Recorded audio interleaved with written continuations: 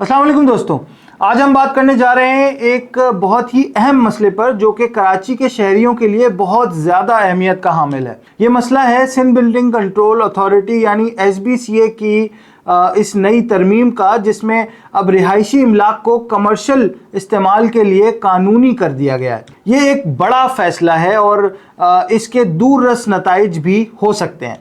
तो चलिए इसको ज़रा तफसील से समझते हैं, लेकिन तफसील की तरफ जाने से पहले मैं आप लोगों से रिक्वेस्ट करूंगा कि हमारे चैनल को लाइक और सब्सक्राइब कर लें और बेल आइकन ज़रूर दबा लें ताकि आने वाली भी तमाम इंफॉर्मेटिव वीडियोस आप लोगों तक बआसानी पहुंच सकें। पहले ये समझ लेते हैं कि ये तरमीम दरअसल है क्या। मार्च 2025 में SBCA ने Karachi building and town planning regulation 2002 में तब्दीली की। पहले ये कानून था कि रिहायशी प्लॉट सिर्फ घर बनाने के लिए इस्तेमाल हो सकते हैं, वहाँ आप दुकान, स्कूल या क्लिनिक वगैरह नहीं बना सकते। लेकिन अब एक नोटिफिकेशन के ज़रिए ये कानून बदल दिया गया है। अब आप अपने रिहायशी प्लॉटों पर स्कूल, रेस्टोरेंट, कैफ़े, क्लिनिक या कोई भी जो है वो शादी हॉल, इस तरह की चीज़ें या तफरीही या कमर्शियल चीज़ बना सकते हैं। मतलब अब ये कानूनी है कि आप अपने घर ये या उसके प्लॉट पर कोई दुकान या दफ्तर खोल लें। अब ये सोचने की बात है कि ये तब्दीली क्यों की गई। कराची में अगर आप गौर से देखें तो हज़ारों जगह ऐसी हैं जो रिहायशी ज़रूर हैं लेकिन कमर्शियल तौर पर इस्तेमाल हो रही हैं। किसी के घर के नीचे चाय की दुकान है तो किसी के घर में दफातर बने हुए हैं, कहीं डॉक्टर के क्लिनिक्स हैं तो कहीं ट्यूशन सेंटर्स और कहीं शादी हॉल तक बने हुए हैं रेजिडेंशियल प्लॉट्स और जगहों के ऊपर।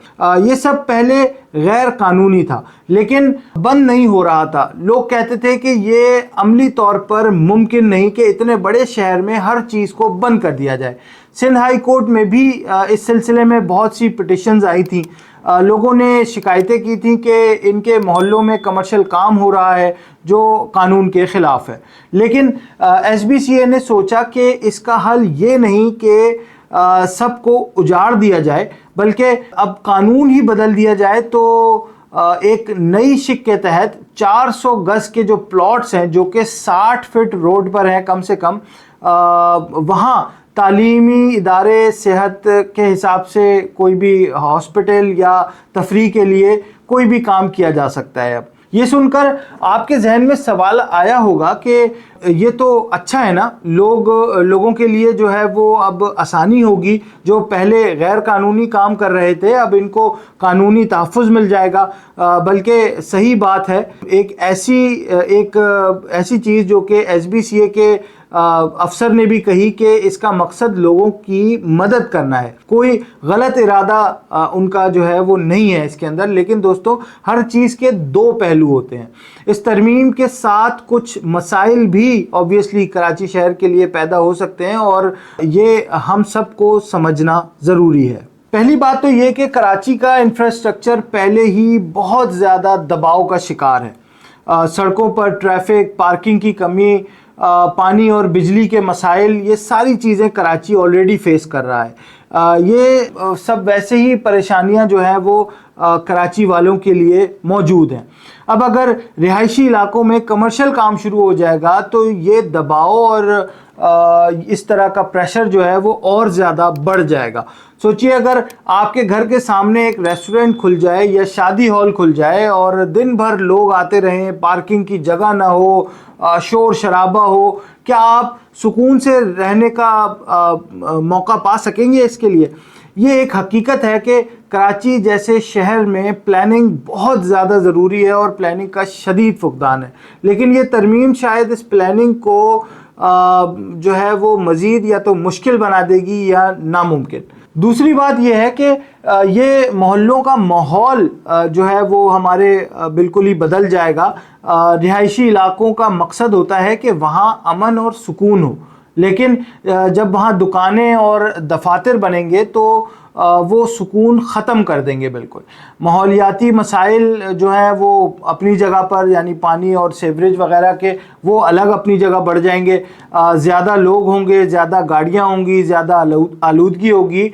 یہ سب وہ چیزیں ہیں جو کراچی جیسا شہر فی الحال برداشت نہیں کر سکتا، کیونکہ یہاں پہلے ہی اس طرح کے بہت ہی شدید قسم کے مسائل موجود ہیں. لیکن ایک دوسرا پہلو بھی ہے کہ یہ ترمیم چھوٹے کاروباریوں کے لیے فائدہ مند ہو سکتی ہے. جو لوگ اپنے گھر سے چھوٹا سا کام چلاتے تھے، مثلا ایک ٹیلر شاپ یا ٹیوشن سینٹر، ان کے لیے ایک بڑی جو ہے وہ راحت کا سامان ہوگا یہ. اب انہیں یہ ڈر نہیں ہوگا کہ کوئی ان کے خلاف شکایت کر دے یا ایس بی سی اے ان کا کام بند کر دے. یہ بھی تو ضروری ہے کہ لوگوں کو روزگار کے مواقع ملے. تو یہ کہنا غلط نہیں ہوگا کہ اس فیصلے کے اچھے اور برے دونوں پہلو موجود ہیں. آخر میں میرا خیال ہے کہ اس ترمیم کی امپلیمنٹیشن کرنے سے پہلے مزید سوچ بچار کی ضرورت تھی. اگر پلاننگ کے ساتھ یہ کام کیا جاتا، مثلا کچھ مخصوص علاقوں کو کمرشل زون بنا دیا جاتا اور باقی کو رہائشی رکھا جاتا، تو شاید بہتر ہوتا. لیکن اب جو ہو گیا سو ہو گیا. اب دیکھنا یہ ہے کہ یہ شہر اس تبدیلی کو کیسے سنبھالتا ہے اور کس طرح سے جو ہے وہ کراچی شہر اس کے اوپر ریئیکٹ کرتا ہے. آپ کا کیا خیال ہے دوستوں؟ کیا یہ فیصلہ کراچی کے لیے فائدہ مند ہوگا؟ اس کے مسائل کو مزید بڑھا دے گا یا کم کرے گا؟ سوچئے گا اور اپنے خیالات ضرور شیئر کیجئے گا. اور اگر آپ کو ہماری یہ ویڈیو پسند آئی ہو تو ہمارے چینل کو لائک اور سبسکرائب کرنا مت بھولیے گا. اپنے دوست صہیب کو اجازت دیجئے. ملتے ہیں انشاءاللہ ایک اور نئی ویڈیو کے ساتھ بہت جلد. اللہ حافظ.